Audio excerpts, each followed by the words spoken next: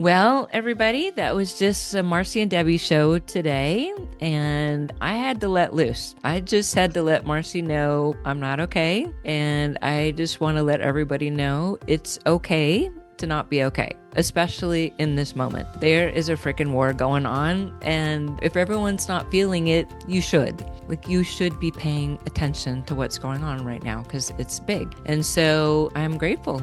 I had Marci today to talk to in our little community and to help me work through my day.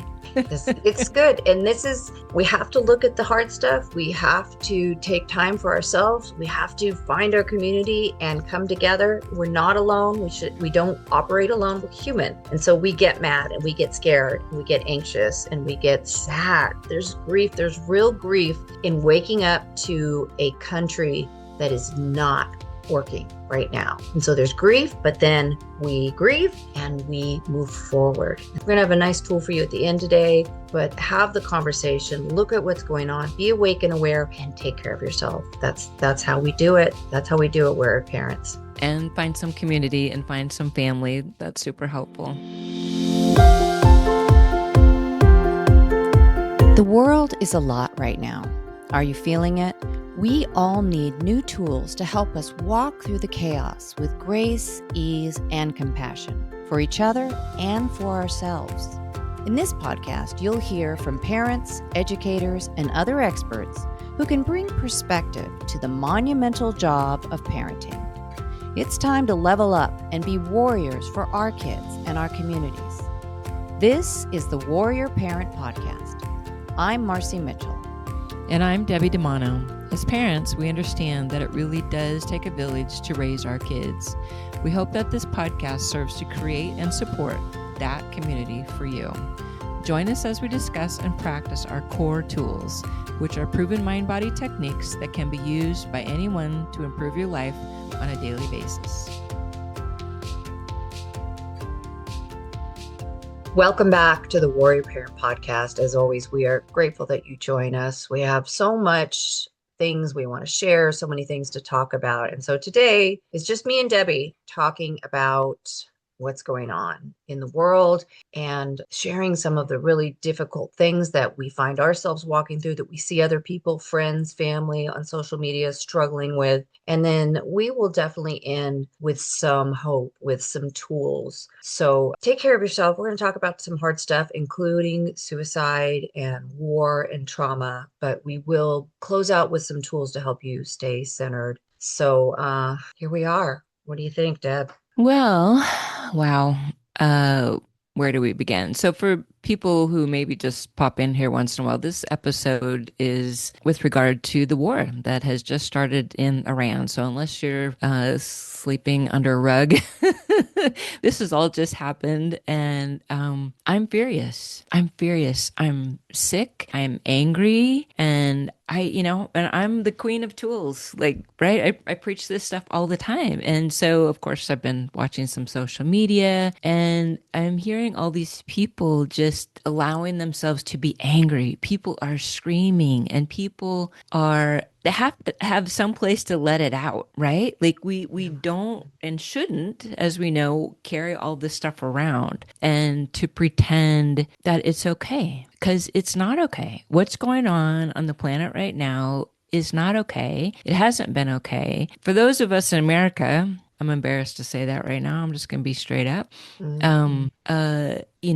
feeling responsible right now for what's happened to a whole lot of people, including 170 children in a school in Iran. Being a mom, being a woman, like I cannot imagine those poor people, those poor parents who sent their kids to school and they didn't come home, and those women crying with their children's backpacks and that's all they got left. Like, if I get through this this podcast today, it's going to be a miracle. But I'm angry and I'm tired of pretending that everything's okay. And I think the title for today is "It's Okay to Not Be Okay." Mm-hmm. I really think that's what we're going to talk about. And yeah, we'll try to finish this off. I'm sure Marci's going to give us a beautiful meditation, hopefully calm me the fuck down, because because this is horrible. This Yeah. is horrible. Yeah, and this is what we preach. We have to look at these hard things. We can't we're not looking at what some call spiritual bypass. We're not looking at toxic positivity where you're just pretending everything's okay.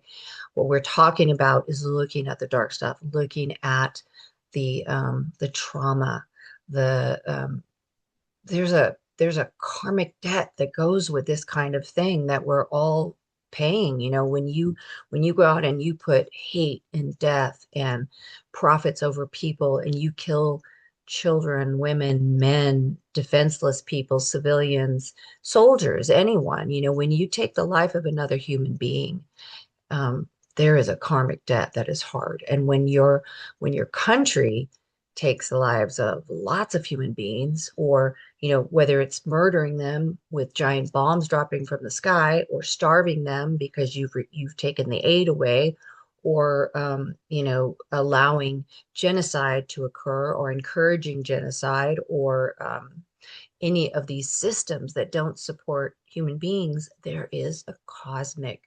karmic debt that we all carry. And so Wow. that's dark stuff.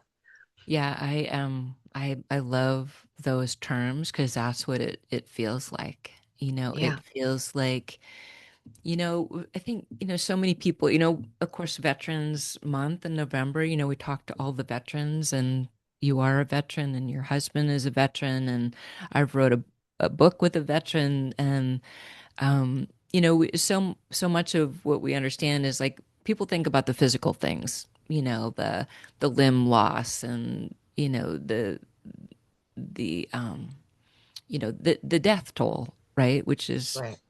sick just to think about. But for me, it's like it's the emotional toll that Mhm. I see, right?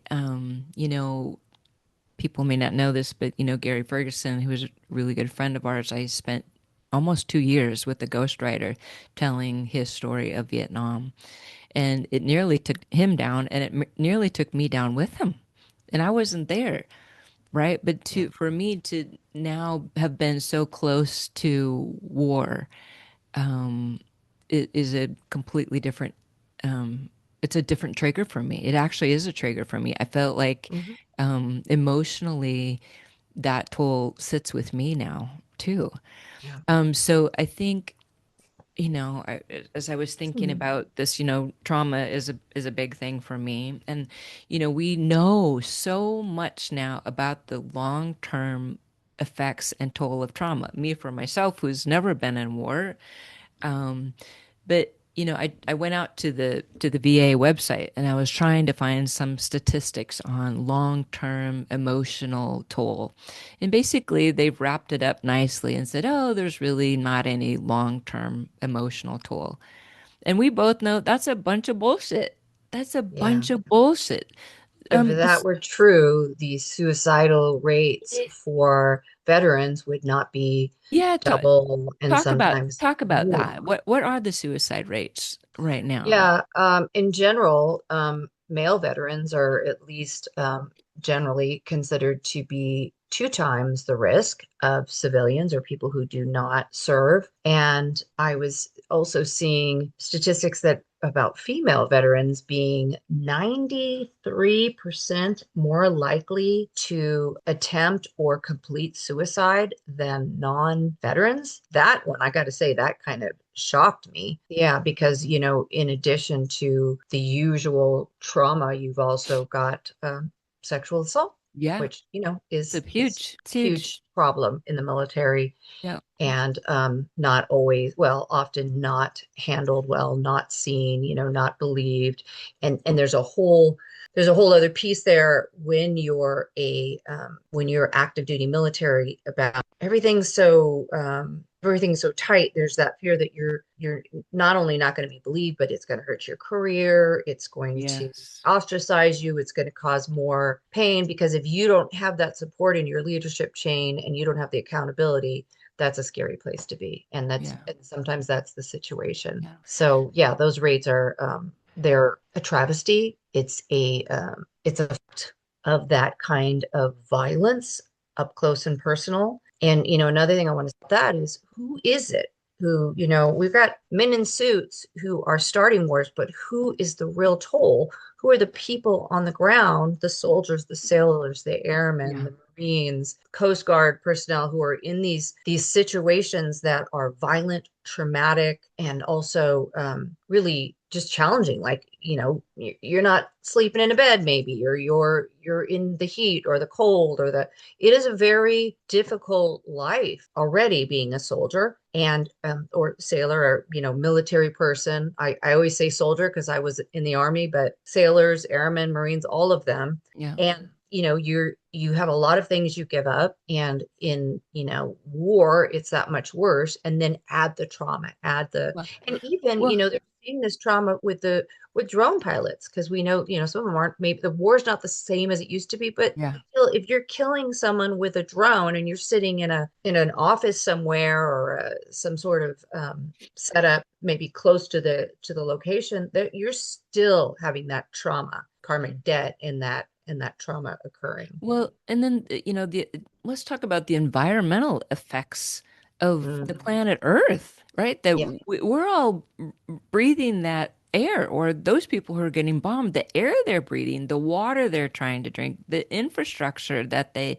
have, the no medical care, the right. starvation, like Yeah, take a like look at Gaza and a oh before and after picture of Gaza to see the devastation, and we know the pain, the apps. We don't even know. We do not know what the death no, toll is. It's way higher. We know that, and this is a people that have been just decimated yeah, for profit, and the level of suffering is astronomical. But you can see yeah. that if you see those So pictures, I, if you haven't seen it, look it up. Gaza before the war started, Gaza now. It's yeah.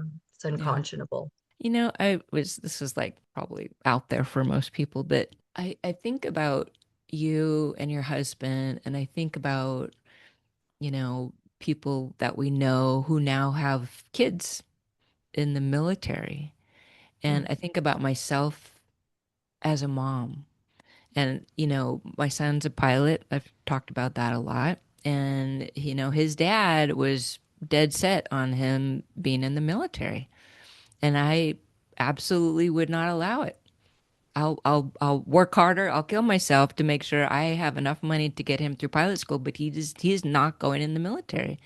mm. And so I think we have, maybe different mindsets about this, but I think, you know, um, thinking about those moms right now, I see on social media all the moms like praying for their kids. They feel Mhm. like they can't breathe. I have never been one of those moms. I mean, I pray for my son right now, feeling like, God, what if someone shuts down an airliner? I mean, Yeah. that's an airport. That's a pretty good target for people. But I think about those moms who have kids out there right now. Like, It's interesting you bring that up about the philosophy about entering the military. And, I was commissioned in 88, and I served about 8 years. And then my husband served about 15 years. He's a little older than I am, but we got out around the same time in the 90s. And there was a time for a little while where we really did kind of encourage people, and not encourage, like we weren't walking around saying, hey, everyone join the military. But when we would see like a young person who was, maybe had limited means, or was trying to find their way, like we knew that the military had given us structure, and we'd learned leadership, and we'd learned independence, and done it in a place where we were supported with full medical benefits and yeah, housing and allowance. Like, it's socialism. The military is socialism, yeah, and it works. yeah, And at least that piece, like, you are supported, you have medical, you go to the dentist, you never pay, you don't pay for prescriptions, you're doing a hard job, you're dedicating yourself, but you're supported. But I don't know when it was, but it's been at least 15 years, maybe longer, that we just don't do that anymore, because we see the toll, and the toll that it takes, and I feel like the culture, and it depends. There's some amazing leaders out there, and yeah, there have been times when they've been empowered to do the right thing, and we've been so proud. But then there's also, right now, the military department with the current leader is just it's just a broken system. And there's things coming out that are just horrifying. And we have not in a long time ever recommended that to anyone. Mm. And in the end, and this is why I got out, this was what after being in for a while, and I loved the Army. I really loved it, and a paid community, and I had, friends, and I loved traveling. But as I aged, as grew older and maybe a little wiser, and I was serving I was serving with a NATO assignment in Italy, but it was over the Bosnian airlift. And so the airlift was bringing food to people who needed food, but as part of it, there's still it's still the military. There's still in the end there was still that it's a war, right? And Yeah. our mission there was really trying to bring food and peace. But Hmm. I started to think, like it was kind of funny because I wrote up for some reason, well, because it's what I believed, I became what was called a targeting chief, and I put up on the board targeting for peace. I wrote that in big letters. It happened to be in a room that they did video conferencing. And this is back Hmm. in the early 90s, but they would do this video conferencing. And because it was NATO level, there were some high level conferences sometimes. Well, it got left up there. And apparently I wasn't in this meeting. Someone was like, what the hell does that say there behind you? So it probably ruffled some feathers, but I Yeah. started to think about that, and I was like, well, do I really believe war is the way?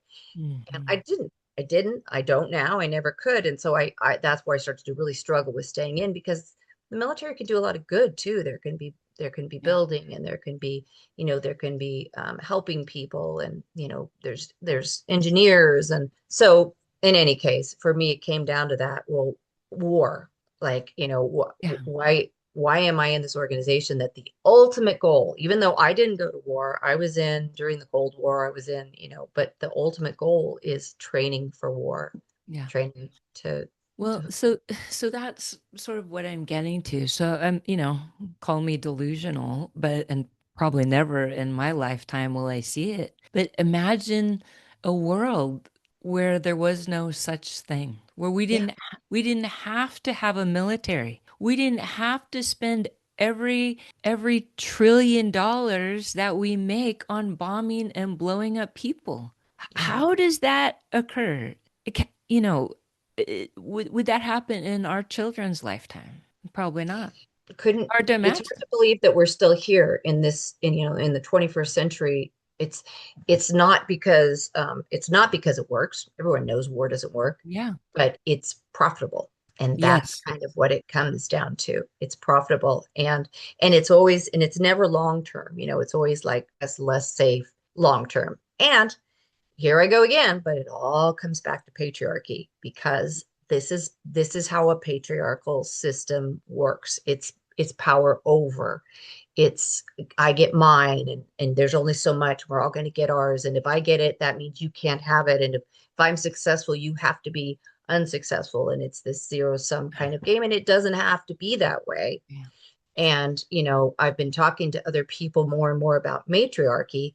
And it's funny because a lot of people initially will respond to me. Very conscious people will say, well, no, but we don't want to put men down. We love men. And also, just women having power over everything isn't going to be any better. And that is not what matriarchy is. Yes. I just had this discussion with Michael the other day, and it's like, no, back off. Like I'm not trying to, although he knows his wife is powerful. Yeah. Let's just say. But it's not power in that way. So describe It's not. matriarchy. It's Yeah. community, So it's they're connection. not they're not opposites. Right. They're two different systems. So a Yes. patriarchal system is based on male power, male dominance, white male dominance, and it's a power over system. It's someone, it's very hierarchical, and it requires a lot of workers and a lot of people to suffer at the bottom. And it's capitalism, and it's all of these things feed into this. Matriarchal systems are centered on family, on motherhood, on children. And they are systems that are designed to work for everyone. I said but many times that we need a world that works for everyone. We talk about equity because patriarchal systems inevitably have to have people to stand on to get higher, higher, higher. So there's the Mhm. mass majority of workers, and I don't even like that term, but that's patriarchy. They're workers instead of just humans. In Yeah. matriarchal system, it's what's best for everyone, and it centers on children. It centers on the family. So it's Yeah. protecting children. That's the number one goal, not profits, not Yeah. accumulation of power. It's how do we protect children? And then everything else revolves around that. So that's where, mothers are Yeah. empowered because especially like, young mothers, they need to be empowered so that they can protect their children. The family needs to be empowered. Men are empowered as well because if people don't understand how bad patriarchal systems are for men, then they're not getting it. Patriarchy is Yes. not good for men. It Yes. is You, and that's where toxic masculinity comes from. It tells you you can't cry, you can't feel, you have to be tough, you have to fight, you have to, and none of that is human. yeah. It's not based on humanity. I see the men like waking up Yeah. and on I hate to say social media, but I see them waking Yeah. up and they're crying and they're angry Yeah. and they're mad. They're mad at their dads. Yeah. Like I didn't want to play football. I didn't want it. And now, I have a long-term back injury for the rest of my life. I didn't Mm-hmm. want to, but I thought that that's what we were taught. And it's, and Right. so our spouses were taught by their dads, which were taught by their dads, which were taught by their dads. And, I think ultimately it has gotten better and better. And there is this awakening, and probably Yeah. because it's all showing up to be healed right now, that this is Yes. allowed men to see that it's not working for them anymore either in all kinds of ways, all kinds of ways. And the crazy thing is it never did. It never did, Yes. you No, of know? course not. Of It course not. was the system was corrupt from the beginning. It was, and when you build a system or you build a society on a system that's corrupt, your society, like it's just like a house. The foundation is corrupt. It's like when I look at the American system, the capitalist system, and we're not pure capitalism, it's not. They're like it's welfare for the corporations and it's hard capitalism for the people, it's all, there's so many lies and there's so much power and there's so much high level abuse. And as the Epstein files are coming out, we're seeing more of it, and we're seeing more and more of what this power does to people, what they think they can do to others when they get to these places where they own so much that they can control those around them and get away with Murder, pedophilia, murder, abuse, all of kidnapping, it. rape, torture, like all these things that people are Eating getting. eating children. Yeah. You know what? Right. And I guess a little shout out to the conspiracy theorists. Like they weren't Yes. like all right, and it wasn't, but there was way more right in there than we thought. So Yes, for sure. they slap. I know. I am Yeah. saying the same thing. I gotta give them credit. Yeah. Yeah. So wow. But I mean, Yeah. it takes your breath away, but it's It does. it's back to that place of like this is full on fuckery the way we never, never, never could imagine, right? And I Yeah. think that the thing is that what's happened is they've tested us now to become numb about it. Right. And Right. so that's the part of me that I think is feeling like I gotta wake the fuck up. Like I can't pretend anymore. I'm gonna be mad and people are gonna know about it.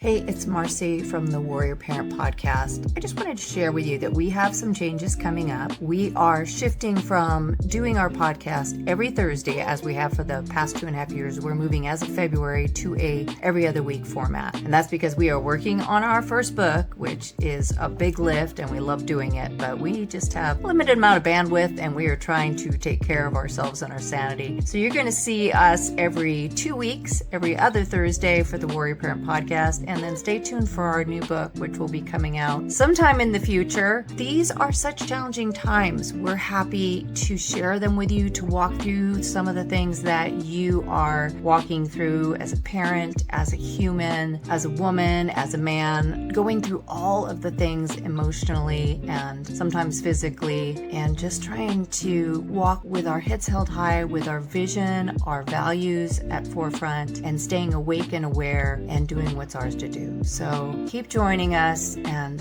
we look forward to talking with you and some of the fantastic guests that we have coming up. I will see you on the Warrior Parent Podcast.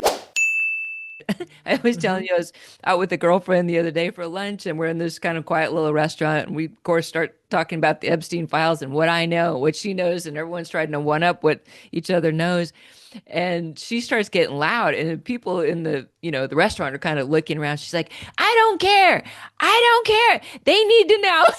So, right? Yeah. Like it's so How much just gets away because we think we need to be quiet or polite or not stir things up. That those days are gone, folks. yes. This is time. And something else I want to say, because we've talked about this, and I was saying to Debbie, some of us who have really been paying attention have seen this coming, seen not necessarily this Epstein thing, but like But the fascism in America. But I can think back and be like, oh, if only more people had voted for, or only if they didn't quite possibly take the last election, or if only. But in the end, what I know is the system is corrupt and it needs to come down. So one way or the other, we had to get here, yes. and it's ugly and it's painful, and we are trying to birth something new. And I do believe things are showing up to be healed, and this is where we are because it's where we need to be, and that it doesn't mean that it's all going to work out the best way. I believe we could birth something new here. In order for us to birth something new that's good and a world that works for everyone, we have to wake up and we all have to get involved and we have to speak up and we have to walk through it. I like the And way you say burn it down. Just burn the fucker down. we got to burn it Yeah. down. Yeah, And it's all gotta like, go. Yes. but what's coming next? Like, we will have Yes. choice. And so we have to be awake. We have to be aware. You can't stick your head in the ground. I know that sounds like, sounds nice. Like, let me just pull the covers over my head, because it's so much. And sometimes you do. You must take care of yourself. You cannot pour from an empty cup. You have to care for yourself, whatever that is. Is it spending a day in bed with the covers over your head? That's fine, but don't stay there.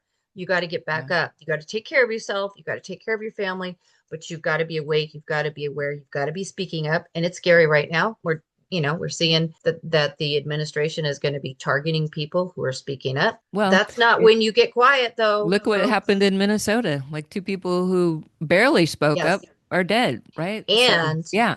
Minnesota is showing us the way. And this comes into Yes. the community part, which is the way you get through this. And this is part of matriarchy, is community, building community. Minnesota, Minneapolis, they have come through. And so much of it has been these women that are Yeah. showing up in the streets. They've come up with systems. They've got whistles when ICE is out there trying to grab someone.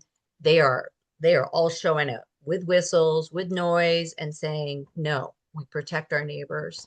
Yeah. And that's remarkable, and it's powerful, and they're showing us how to do it. I I'm one of went those to, proud Minnesotans. I just have to put yes, that in there.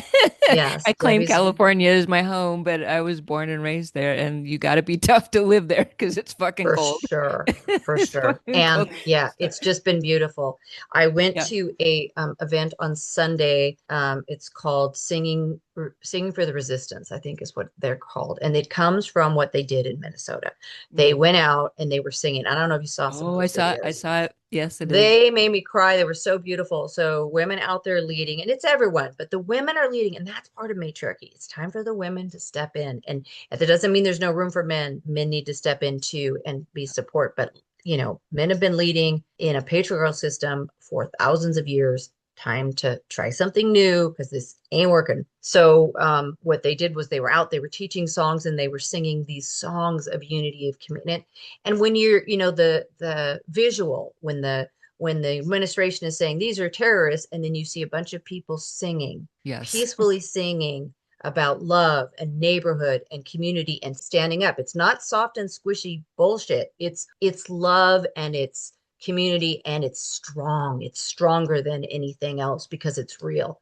And so Yeah. when you see that, it's hard to say, oh, these are just terrorists. These are Yes. moms and grandmas and sisters and teachers and nurses and doctors and humans that are showing up. So these groups, and you can find them on, I encourage you, especially if you like to sing, I encourage you to look on Instagram and find these resistance singing groups. They're showing up all over the country, and you can Mm. find one, you can start one, you can join and sing some songs. And it was so uplifting. So we sang for, I don't know, an hour and a half or 2 hours, wonderful Wow. songs about upliftment, connection, love. And they even have one, and I have the words, but it was basically, if they're singing to the ICE officers, you can stop. You don't have to do this. Come join us, Oh, be part of it.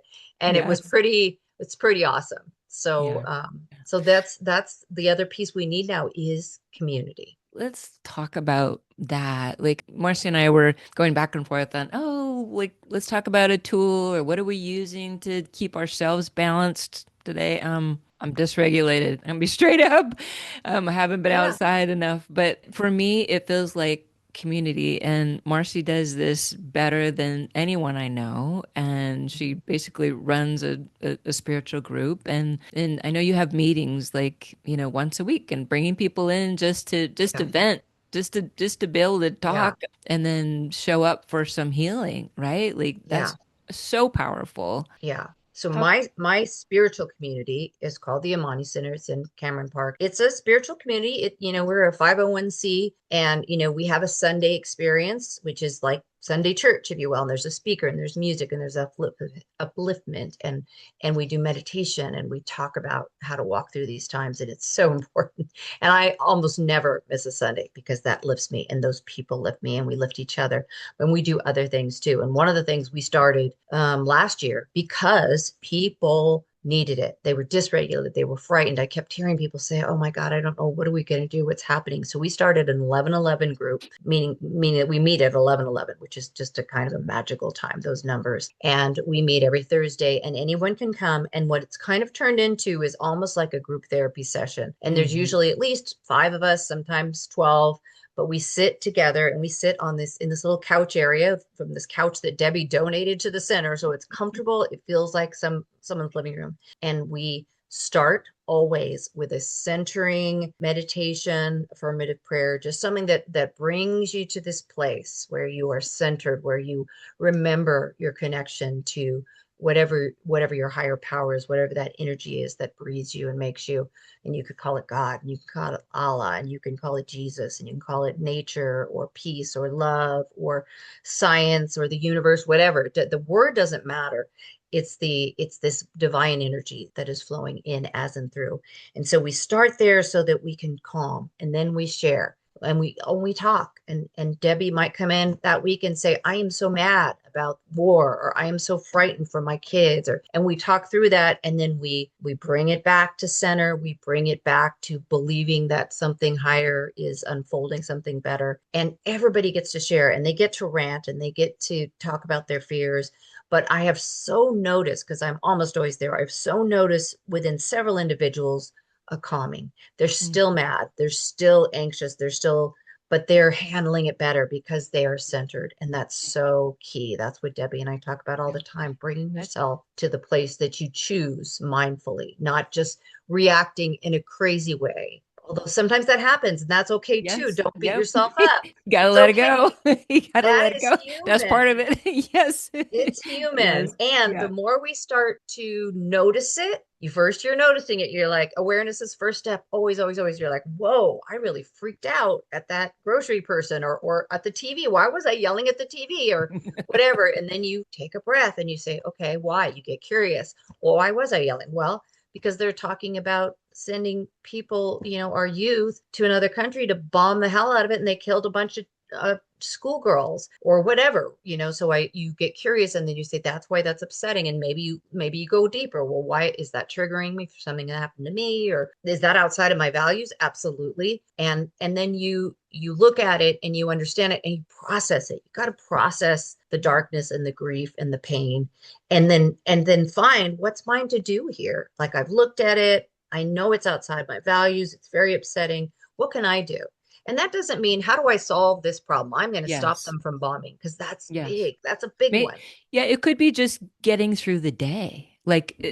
You can have both. You Yeah. can be angry. I'm carrying around a whole bunch of rage, but I'm smiling right now because I got Marcy and I'm talking through this, right? But both can be true. Like, I think people are like, "Oh, the Pollyanna is like, no, no, no, no, no, no. That's not it. That's not it. Yeah. This is just talking about how we could have community, a little bit of community, just so that we can get through the day, that we can get through the hour, through the minute, Yeah. right? Sometimes it's just breathing through the moments. And Yeah, sometimes it's like, let me get centered. Okay. Now what's mine to do? yeah, And so maybe I'm going to write my congressman. Maybe I'm going to show up in the streets in March. Maybe I'm going to join the singing group and I'm going to sing. Maybe I'm going to go out to a soup kitchen and I'm going to feed people here that I can get my hands on and touch someone and look them in the eye, someone who's having a hard time, and say, "Hey, you're okay. I love you. I see the divinity in you. I see the light in you. And it doesn't matter what you've done in the past, or it doesn't matter that you're unhoused right now, or you're having to come here to feed your family. That doesn't change who you are. And so things like that, that's powerful. Change one life, Yes. find one life, or Yeah. maybe it is going to be more. What is yours? Only you can know what that is. And if you don't get curious about it and go within, trust your intuition, what are your gifts? What could you do? And start Yeah. with something small. What Yeah. could I do? Well, And make a difference somewhere. I was telling Marcy also, like, so not everyone's on the spiritual vent, like, Marcy and I are or can be. Like, maybe it's just with being with your family. Like, reach out to your family. We're like working, like, just trying to get through it, but just reach out to a family member. I was telling Marcy, we just had a big birthday weekend and we had family together and we had drinks and we laughed and we told old stories. And that feels good. That feels really Mhm. good. And maybe that's what yours is to do, to pull some family together. When we're all done, we're like, why aren't we doing this more often? Why do we wait for a Yeah, birthday? Why are we not just doing this, every Sunday afternoon or like, right? So maybe that's it, right? And yeah. unfortunately, some families are pulled apart, and half of mine is too. So find a tribe, right? That Find some community. friends. Yes, Building yes, community, and there's practical levels, because when you build community, if things really go to shit and you go back to that dark place, and I don't like this, but you got people who can be like, I have some food, or I have some water, or I have a place for you to stay. That's important. Build yeah, community, because we live locally. We find ways to help each other. But also it's uplifting. And last night at the Amani Center, we had a full moon mm, celebration, and that's something we do at every full moon. And the people who show up, we had lots of new people and they loved it. And we talk, we talk about, what's going on. We journal, we do some meditation, we have music. It's very centered. And then we always end with people just talking. What's going on? How do you feel? What's going on? Or, oh, I'm having such weird dreams, or, oh, I had this mm, experience. So sharing, you're not alone, and you have to choose not to be alone. You have to reach out and find community. And yes, so it's so important right now. So family, and the family you choose, the people that are around. And you could have lots of communities. You could have one that's about growing food and sharing food, and there could be one yes, that meets your spiritual needs, and there can be a sports community. Maybe you're playing pickleball with a bunch of people. Like, yep, find the ways, and then find the people, like Mr. Rogers said, find the helpers, find the people that see you and value you, and that you can see and value. And that's so powerful, emotionally, physically, and it's how we move forward. It's not, yeah, and it's shopping locally, and it's supporting local. Like, I'm finding myself going to local stores and shops and bakeries and things like that much more, to support local, because now yep. they're going to know you. Whereas, Farmers market. Farmers yeah, market. this is, That's my religion. Sunday farmers market. Just being with those people who have their hands on the earth and have their hands, around animals and helping people eat. That's profoundly. That's the old farmer in me, but that yeah. that feels healing, very healing for Yeah. me. Here's So another one. Buying used, buying, yes. sharing, bartering. My son, Patrick, used to always say when we were kids, as he was, well, I'm sorry, we were kids. When he was a kid, and when he was like coming into kind of his adolescence, he would say things to me like, why do we need money? Why don't we just barter? Why don't people? And I was Mm. always like, oh, ha, ha, ha, so cute. But that's true. Like, when we take the Yeah. corporations out and we stop buying into that, and we start sharing, and also with buying used, there's the waste in this Mm. country is just it's a crime. It's a crime. Yes. And the way we throw things away, don't throw things away. Find someone else who could use it, give it away. Yeah. Sell it if you need the money so you can buy another one used. If it's something that you need, here's this thing I don't need anymore, but I could use this, and let me sell this, and then I'll buy that used from someone. And now things are just moving in community. We're supporting each other. We're Mhm. not putting stuff in the landfill that we don't have to. We're turning old things into something new, and we're becoming more resilient, because I feel like there's some hard times ahead. And take a breath. Yeah. That's a hard thing to say. It's a hard thing to hear, but Yeah. we can do it. We're here. We're here now for a reason. So you are here. You are here for it. And take care of yourself and get resilient. Find new ways to get the things you want without Yeah. Amazon. And I know I have not fully canceled my account yet. I want to, I mean to. I'm trying to talk my husband into it because they make it too easy. And it's like what Debbie was saying, you could just go to sleep. It's too easy. You just get real, oh, this is so much easier. Let me just not have to put my credit card in, not have to put my ad. But Yeah. that ease is pacifying you, and you need to wake up. Yeah. We need to wake up. I need to wake up and stop using these corporations and go local. And I sound preachy, and believe me, I'm struggling with all of it. I have my Spotify account. Thank Like you. I got so invested in these things, and they made my life easier. And now it's like, no, I need to Yeah. find other ways, Yeah. and local and supporting. You Yeah. want to share a meditation for Yeah, everybody? here's what's Calm important. This is the everybody thing we down. always do in 11:11 is we Yeah. bring it back because we got to look at it, we got to feel it, we got to walk through it, but we also have to take care of ourselves so that we can continue. I read something last night at the full moon that was so beautiful. It was talking about the empty cup, and it was saying, I wish I'd looked it up, and it's from Jill Winterstein. She's the spirit daughter, but she essentially was saying, we know you can't pour from an empty cup, but she was saying the abundance comes from the overfilling cup. When your cup is overfilling, then you give to others. So it's Yeah. not just that your cup's not empty, your cup is full and there's more than enough so that you can give to others. So let's fill our cups up a little right now. If you're listening, and if you're driving, pull over for a second or save this and listen to it later. Wherever else you are, if it's safe, just sit down for a moment. Allow your eyes to close if that feels comfortable. If you don't like closing your eyes, if it's not comfortable, you can just sort of blur your vision so that you're sort of stepped out of what's right around you and you're going within. And then receive a deep cleansing breath, filling your lungs, filling your belly. Let your tummy stick out as that air comes in. Don't try to hold your stomach in. Receive it in and release it. And do that 3 times at your own pace, just receiving a deep breath, pausing gently at the top of the breath, and then releasing it. And when we do this, we calm our nervous system. When we mindfully breathe, when we pause, we slow it down, especially those slow out breaths. Those are biologically shown to slow down your nervous system, to calm it so that you can breathe, so that you can focus and choose mindfully what's next for you versus react just from a place of discomfort and fear and anger. So now that we're in this more mindful, quiet space, we set aside any to-do lists, anything that's feeling like it's nagging at us right now, any irritants, just set it aside. Know that you can pick it back up after this if you want to, or maybe you won't. But right now is your time to be quiet, to be centered, to fill your cup.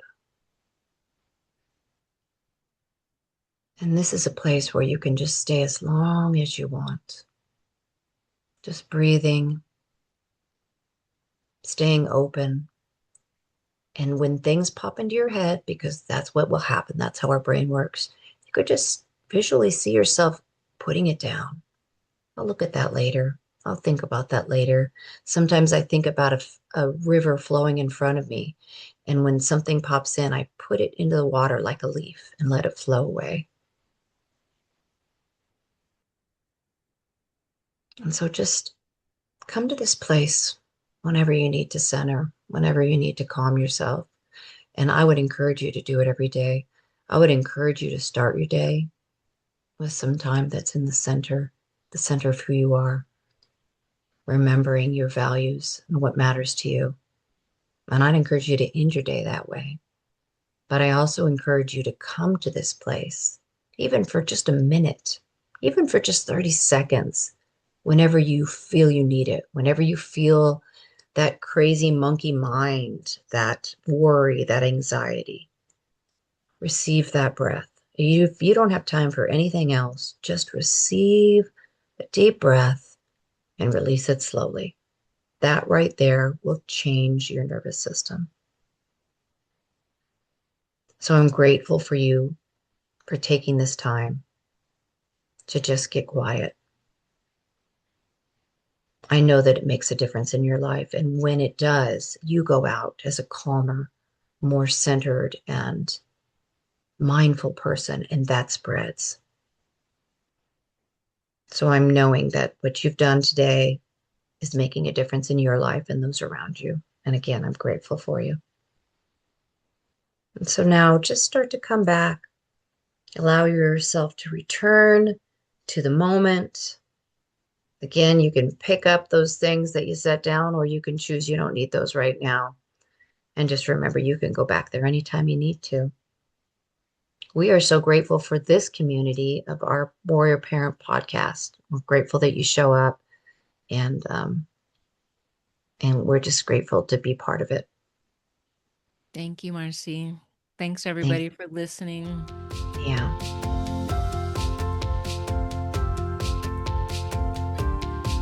Thanks for listening to the Warrior Parent Podcast, which is a production of our nonprofit, Cour Experience, who also creates and distributes Cour tools. You can find us at courexperience.org. Make sure you join us next week for another informative conversation to help you and your family show up mindfully, purposefully, and joyfully with each other and in your community.